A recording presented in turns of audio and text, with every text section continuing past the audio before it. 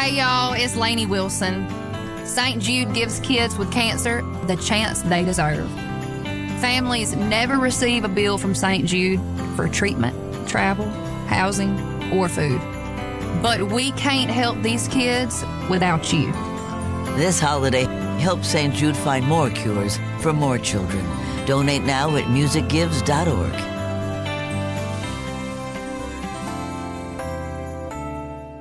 Good afternoon. Getting right down to business here. We're doing it live, doing more at 4 weekday afternoons, right after Guy Benson, and just before the 790 KBC News Blitz with my pal Randy Wang. Moteek On Money. We're live on the air, 790 KBC, streaming live online worldwide at kbc.com, and the on-demand Moteek On Money podcast, kbc.com, Apple, iTunes, YouTube, and all of your favorite podcast platforms.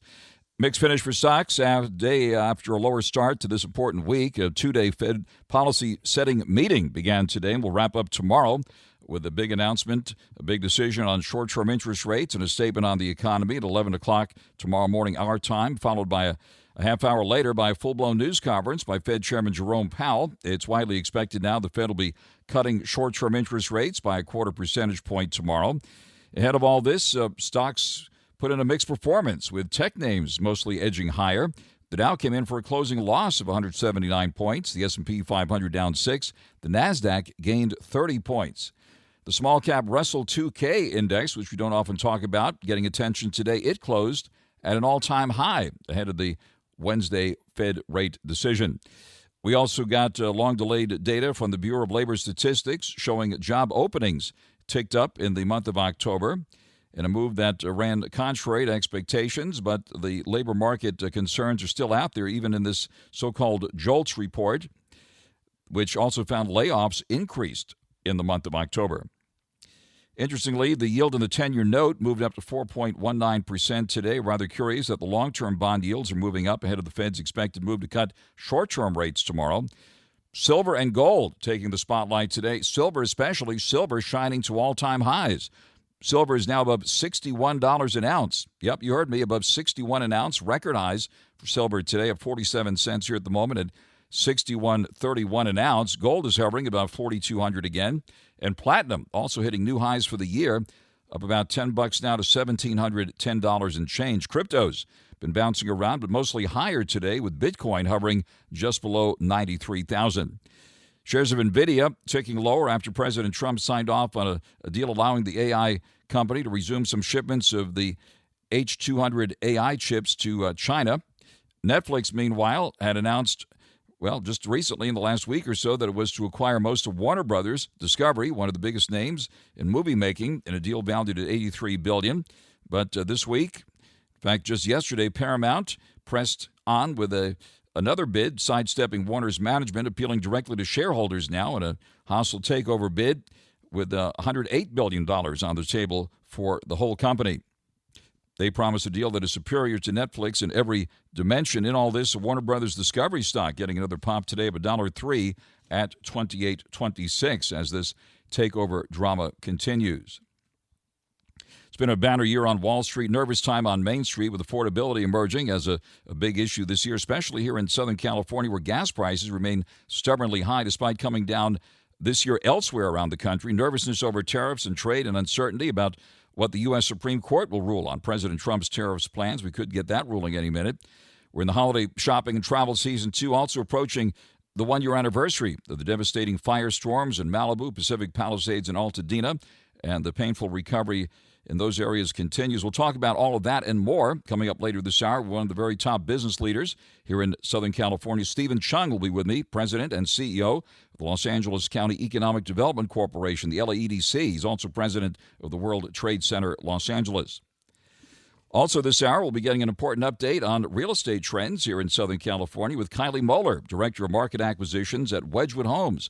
Our great friend, partner, and sponsor of this program. We'll have the chance to talk more about Wedgwood Homes and how they can provide exactly the kind of help you might need if you're looking for a cash buyer for your home or inherited a house, even over the holiday season.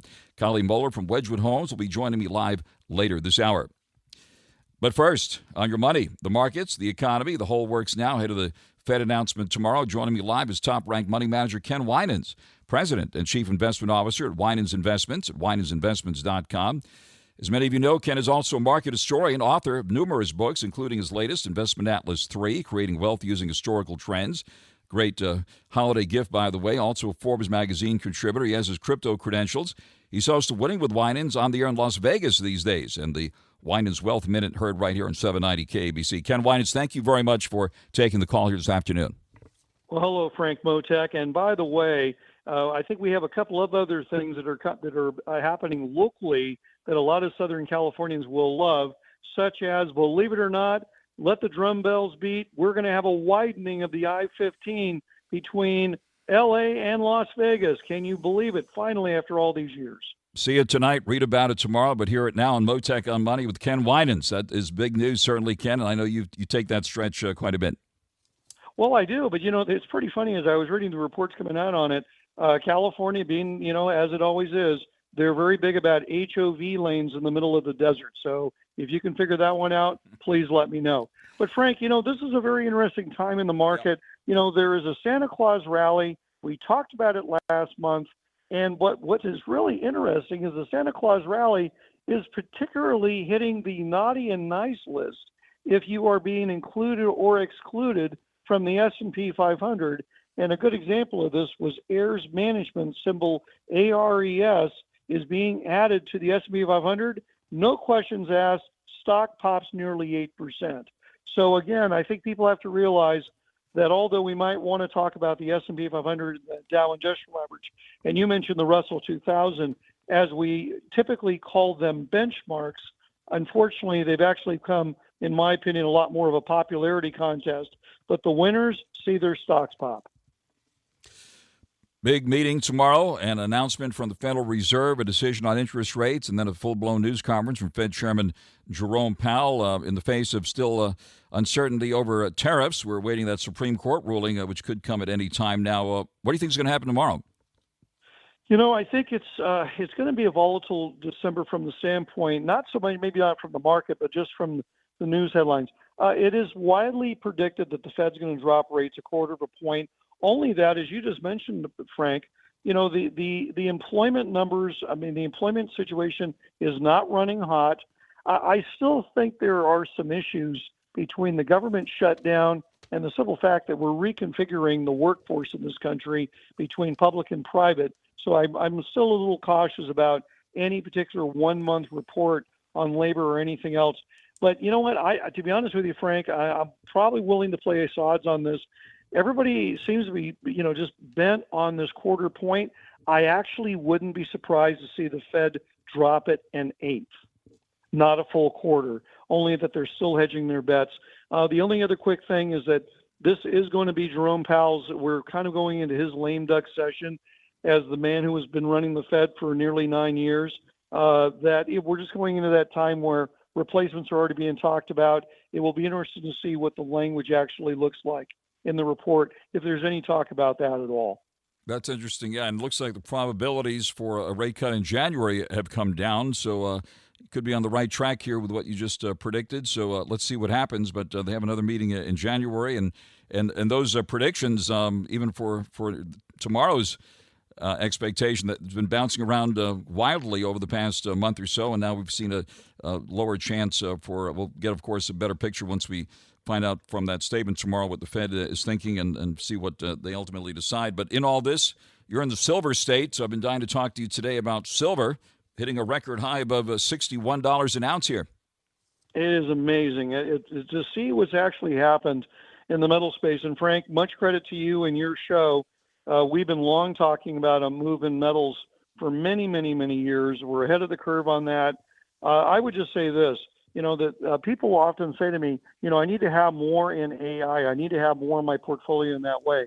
Don't forget that AI and pretty much everything else in tech does use a large amount of gold and silver in the hardware.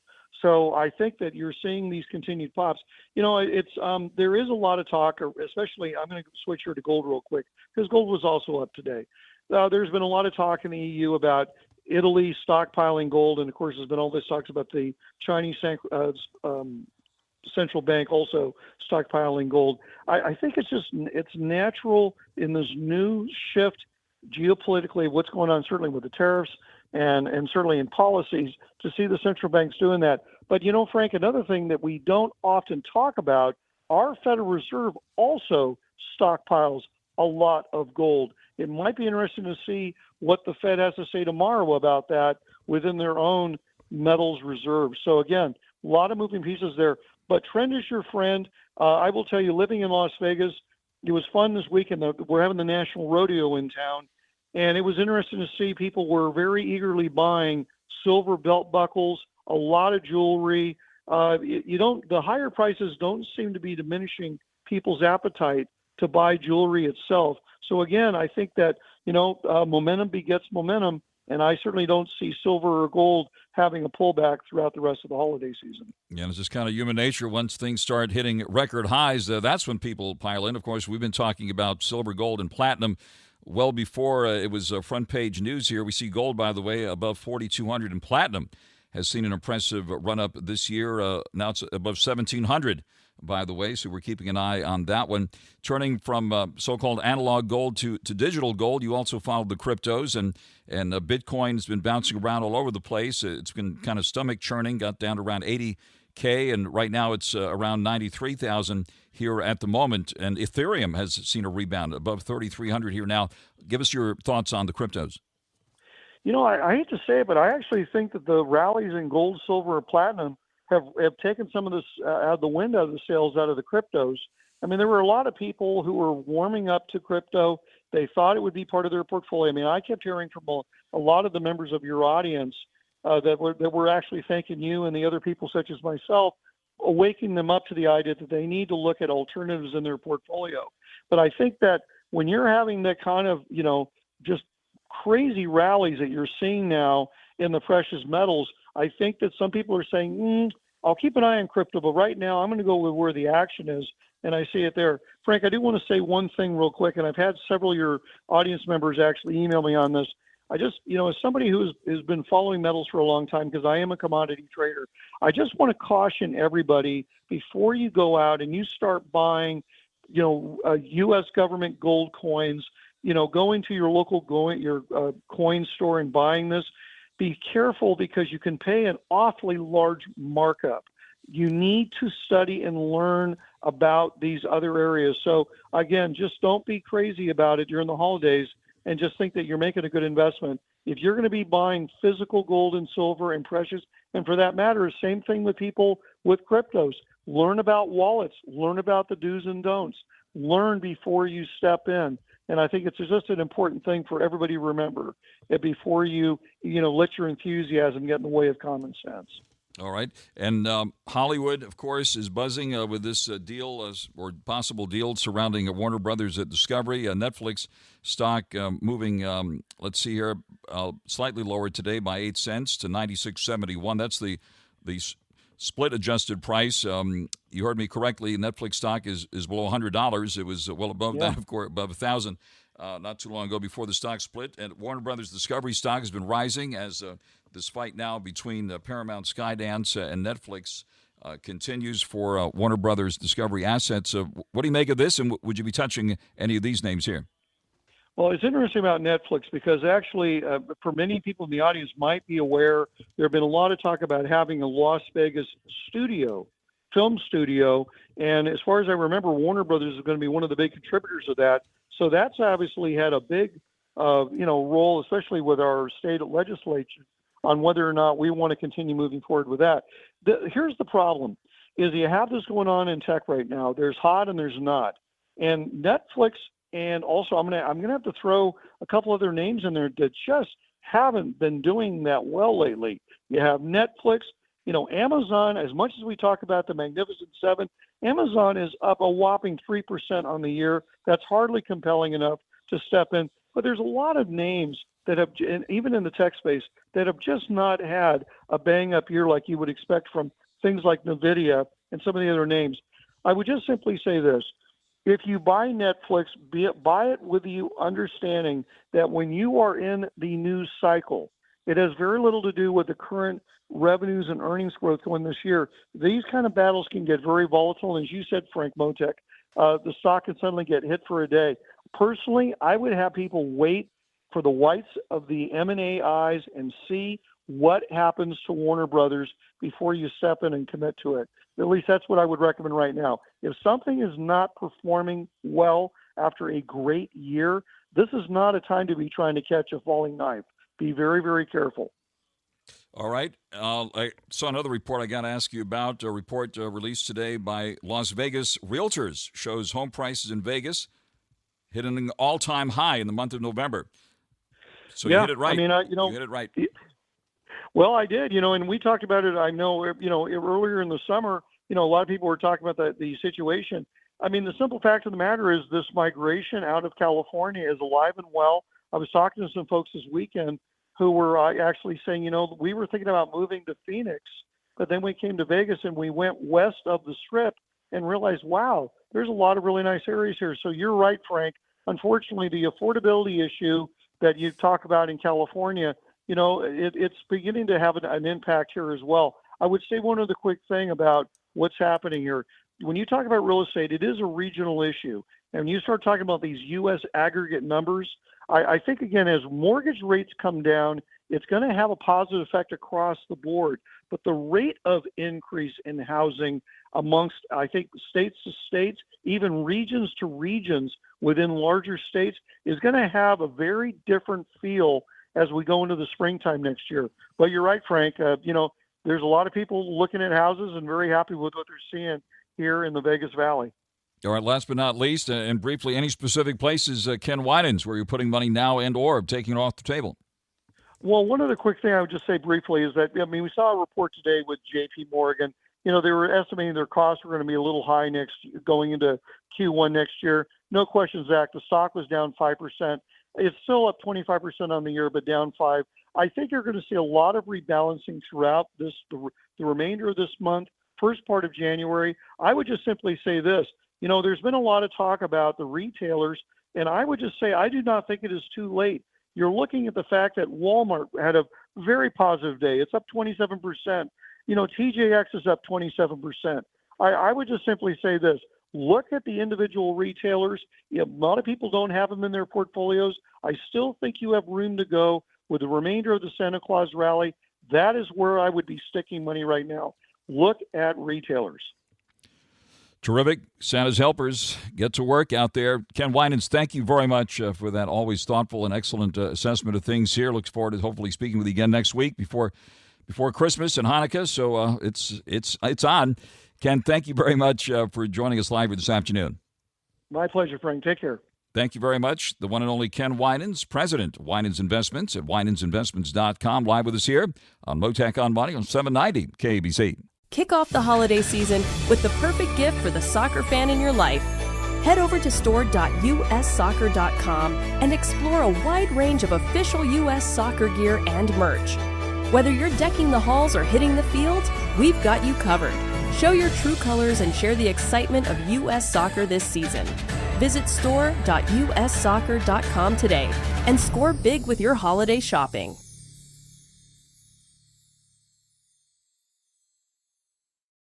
Hi, I'm Drew Barrymore, and I want to tell you how you can help to support the life-saving work of St. Jude Children's Research Hospital. When you give, you're helping ensure families never receive a bill from St. Jude for treatment, travel, housing, or food, so they can focus on helping their child live. This holiday, help St. Jude give children the greatest gift, a chance at a lifetime. This holiday, help St. Jude find more cures for more children. Donate now at musicgives.org. Get ready for The Rush with Max Crosby. You already know what time it is. All-pro defensive end Max Crosby takes you beyond the field with exclusive insights, real stories from inside the locker room. You could literally see us laughing, kind of chirping back and forth. This is The Rush. Buckle up. We talk about The Rush on The Rush all the time. Don't miss the behind-the-scenes moments and interviews everyone's talking about. We appreciate you guys. We're going to keep feeding you all the content. Follow and listen on your favorite platform. Here we go. Moteek On Money continues, 790 KABC. As I just talked to Ken Winans a little while ago about a banner year on Wall Street and precious metals, too, even cryptos, of course. Bitcoin hit a record high above 126,000. It's down to around 93,000 here now. Gold at $4,250 4,237. Silver, one of the big stories today, above $61 an ounce. It's been a banner year on Wall Street. Nervous time on Main Street with affordability. You hear that word all the time now, affordability emerging as a big issue this year, especially in Southern California, where gas prices, for example, are still stubbornly high despite coming down elsewhere around the country. Nervous time over tariffs and trade, uncertainty about what the U.S. Supreme Court might do on President Trump's tariffs plans. And now we're in the holiday shopping and travel season.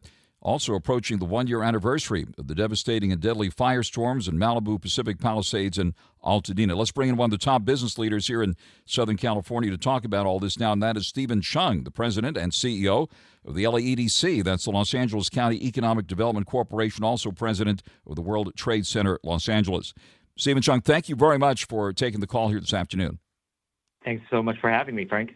Wonderful to have you with us. Certainly it's been an epic year, Stephen CHEUNG, certainly with the firestorm recovery still underway. And I remember speaking to you earlier this year. It's hard to believe it was back in January when it happened. But give us an update, first of all, on what the LAEDC is doing to promote the recovery in those devastated areas.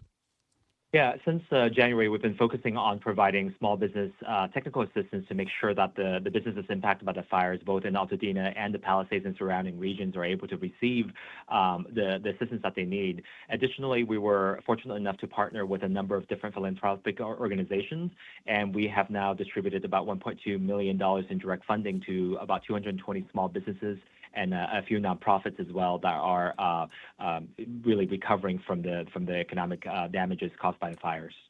As we head into 2026, what's being talked about among movers and shakers such as yourself to accelerate the recovery in those areas? Well, I think the recovery process is going to take multiple years, as we've seen, and it's been great to see how public-private partnership has allowed for the clearance of debris in a historic manner. It's moving in a very fast pace.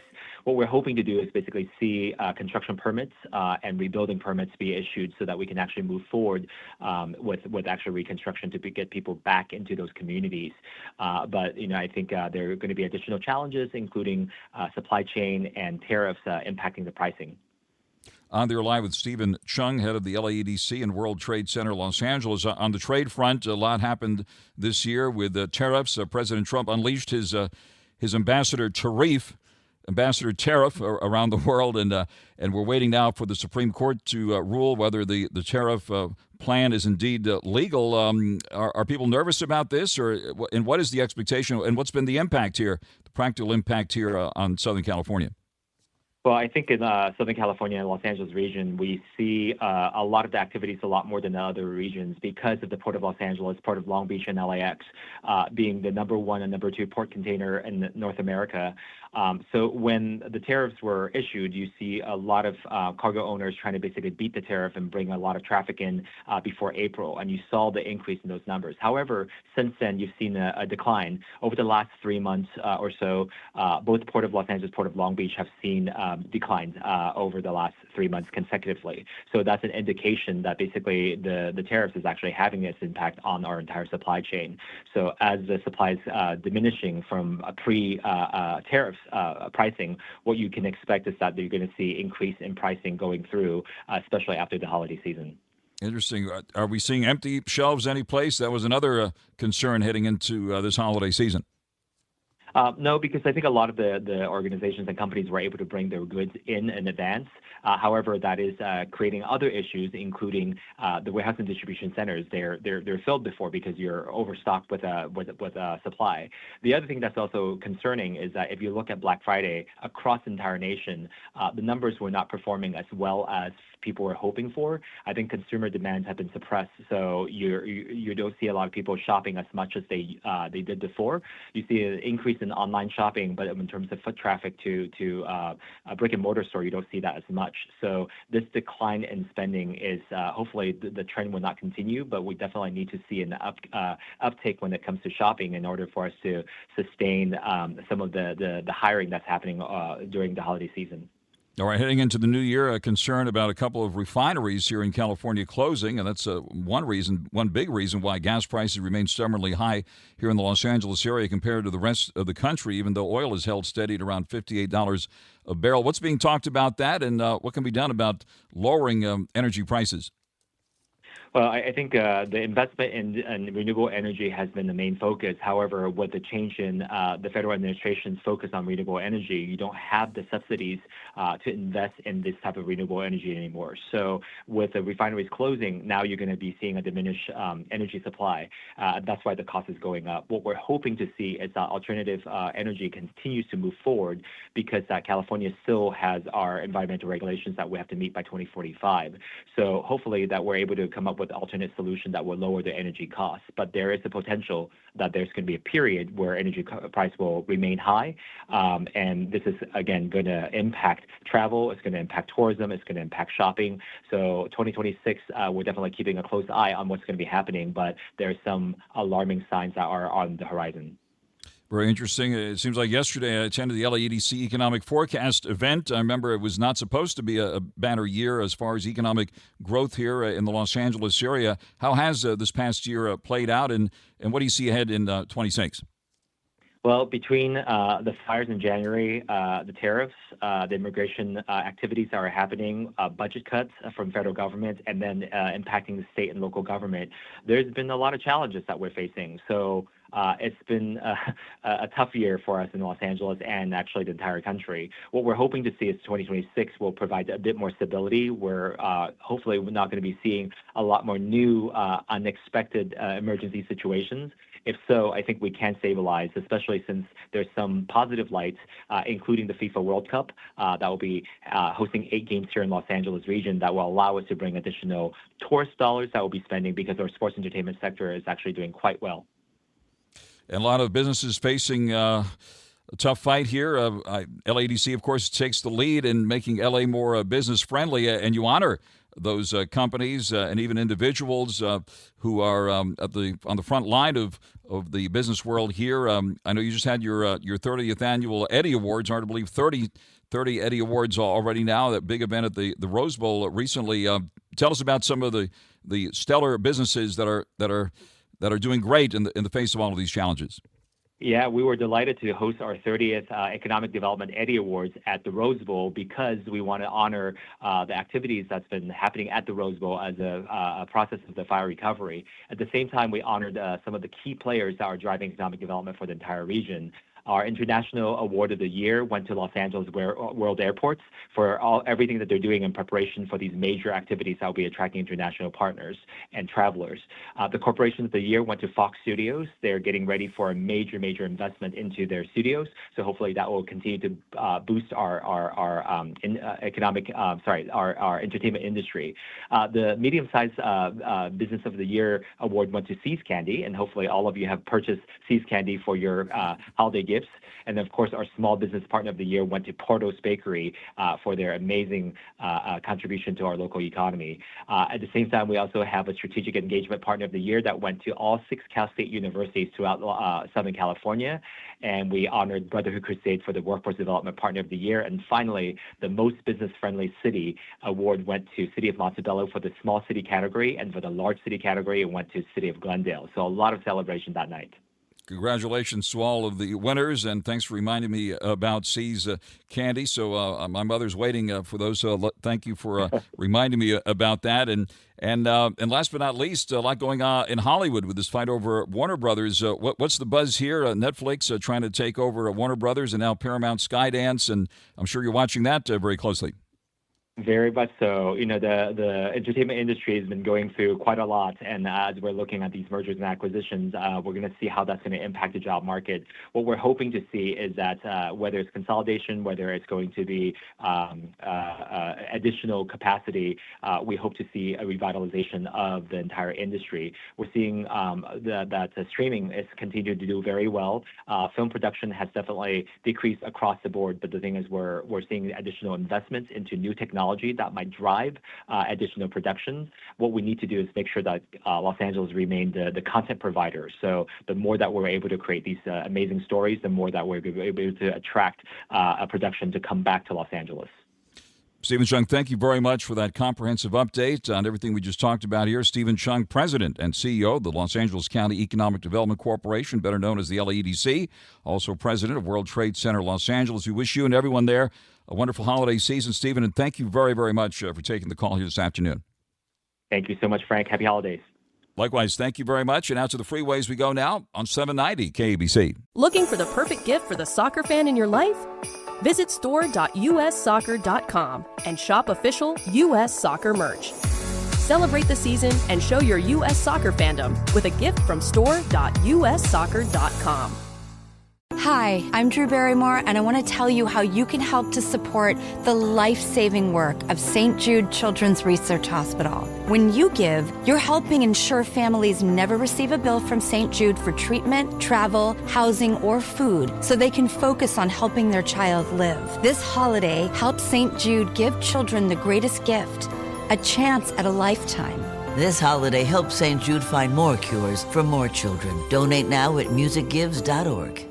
The United States Soccer Federation presents the U.S. Soccer Podcast. A chance to show people a little bit behind the curtain. Kling, what are we in for? Such a fun time, so much energy, and you get to actually see people react to the storytelling. We covered a wide range of topics. The whole reason we started was we loved playing when we were kids. I mean, I still got that spark in me. There you go. But I don't know how you can leave not being a bigger fan. The U.S. Soccer Podcast. Go for goal! Follow and listen on your favorite platform.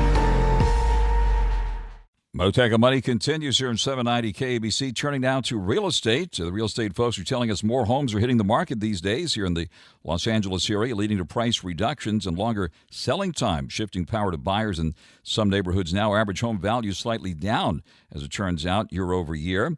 Let's get an update now on real estate trends here in Southern California with KYLIE MOELLER, Director of Market Acquisitions at Wedgwood Homes, our great friend, partner, and sponsor of this program. We'll have the chance now to talk more about Wedgwood Homes and how they can provide exactly the help you need if you're looking for a cash buyer for your home or just inherited a house, even over the holiday season. KYLIE MOELLER from Wedgwood Homes, thank you very much for joining us live here this afternoon. Hi, Frank. Thanks so much for having me. It's such a pleasure to be on here with you and talk about some real estate trends that we're seeing. Wonderful to have you with us. And yes, take it from the top. And by the way, we greatly appreciate everyone there at Wedgwood Homes and all the folks. We love the partnership and wish everyone there a very happy holiday season. Real estate activity continues. And indeed, what kind of trends are you seeing these days? Yeah, that's a great question. So Wedgwood Homes has been buying and selling homes in Southern California for over 40 years. And over the years, we've tracked many market indicators to help us understand the broader real estate landscape. So I'll share a few with you today. One stat we're looking at is active inventory, which is how many active houses are for sale in the market. And in LA, inventory is up year over year, but we have been seeing a seasonal decline over the last few months, which means that there's less houses available now compared to the summer months. But that's a normal seasonal decline that we usually see in supply. There's definitely still more sellers than there are buyers out there in today's market. Another data point that we like to look at is average days on market. So this measures how long it takes for a house to accept an offer before or after being listed. And right now in LA County, the average days on market is 57 days, which is about 17% year-over-year increase. So what that really means is that sellers are having to wait a little bit longer before accepting an offer when compared to recent years. So those are some of the trends we're seeing right now. On the air live with KYLIE MOELLER, Director of Market Acquisitions at Wedgwood Homes, based right here in Southern California. What advice do you give to folks out there who are considering selling their homes now, maybe urgently have to sell, can't sit around, wait for a buyer to come in this current market? Ooh, I love this question, Frank, and I definitely get asked this a lot from my friends who are currently in the market as well. My top advice is to price your home correctly from the start. This is so critical in a shifting market. Homes have been taking longer to sell in previous years, and actually there's a stat out right now that 40% of properties experienced recent price reductions throughout the country. You really only have one opportunity to get it right, so ensure that you're working with a real estate professional who is looking at the comparables and aligning your price with those comps. And then my next suggestion for friends and family would be that if your house isn't show ready or if showings and open houses don't align with your busy schedule, it might make sense for you to explore an alternative route other than just listing your house on the market. I'd advise my friends to at least look into getting a cash offer. You can let someone else do the repairs. It might be a better fit if you have a busy schedule or strict timeline. And that's one of the reasons why I love telling my friends about Wedgwood Homes, because we are here as an alternative selling solution and can help simplify the process. Fantastic, Kylie. And how does it work with Wedgwood Homes? What advice do you have for people looking to work with a cash buyer, and how does it work? Yeah, Frank, that's really, really important question. Know who you're working with. Check reviews. How long have they been in business? We've been working with sellers and revitalizing communities for the last 40 years. So we prioritize integrity. We have the reviews to back us up. Unfortunately, this is just not the case for every cash buyer. You want to watch out for a bait and switch tactic, which is when cash buyers will come in with a higher offer. They'll renegotiate down once you've already signed, sometimes even days before closings we've seen. Other cash buyers will add fees that will take away from your bottom line. So really be on the lookout for those additional fees. And I would say, lastly, strongly consider a cash offer on a state contract form rather than the back of the napkin form. That really provides greater protection to you as a seller. Since our team is licensed, we only use contract forms, state contract forms, and are held to a higher ethical standard than those who may not be licensed and may not be using state contract forms. Overall, you really just want to work with someone who will be willing to listen to your specific needs and, as a seller, offer you a stress-free experience like we do at Wedgwood Homes. On the line with Kylie Moeller, Director of Market Acquisitions at Wedgwood Homes. And the unexpected does happen. All of a sudden, some folks might have suddenly inherited a property, even this holiday season. That presents many, many challenges, right? Tell us about those situations and what are you seeing nowadays? Yeah, that's a great point to bring up.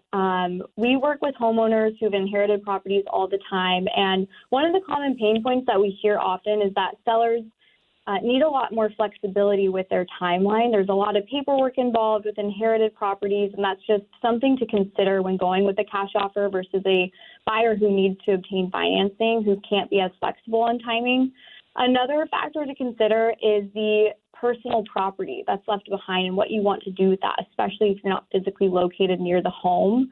We actually it reminds me of a story. We just helped a homeowner in Azusa, actually. She had inherited a property from her father, and the house was full of belongings. She didn't really want them anymore. She didn't know what to do with the belongings, and we were able to step in and offer her to leave all of her belongings in the home so she didn't have to handle that and could just take what she wanted.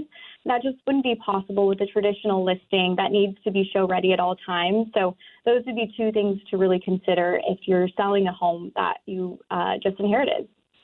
And I've been talking about this on the air, affordability. That seems to be the big word this year, especially as it relates to home ownership. Are people feeling more stressed out? What kind of feedback are you getting from the folks out there? And are people eager to get a cash offer from Wedgwood Homes to cash out and get rid of that house? Yeah, absolutely. I think you said it well. Affordability is a huge factor right now in the market. With interest rates where they're at, it's super important now than ever that a seller can come in with a strong cash offer so they can move on to their next home. And instead of waiting on the market and accruing longer days held, that's really what we come in and we can help a seller avoid waiting on the market. And I think that's one of the benefits of a cash offer. It is tough to get those multiple offers right now. We're really not seeing that unless you're in a very specific pocket and you've priced your house very well. So it's a great point on affordability. Well, you've done a fantastic job of laying it all out here, Kylie. What's the best way for folks to reach you and Wedgwood Homes? Yes, absolutely. Well, if you are in the market and you're looking to sell, we would love for you to give us a call and we could talk to you about a quick cash offer, see if that's the best fit for you. Give us a call at 800-619-7121 or wedgwoodhomes.com. Kylie, fantastic. Thank you very, very much. Kylie Moeller, Director of Market Acquisitions at Wedgwood Homes, our great friend, partner, and sponsor of this program. And we want to wish everyone there a wonderful holiday season. Kylie, thank you again very much for joining us live here this afternoon. Thank you so much, Frank. It was my pleasure. Have a great holiday season. Thank you. Thank you very, very much. Coming up next, stay tuned now for the 790 KBC News Blitz with Randy Wang at 5 o'clock. And then tomorrow, I'll be back with more at 4. Big day tomorrow with the Fed decision. Stay tuned to Moteek On Money, 790 KBC.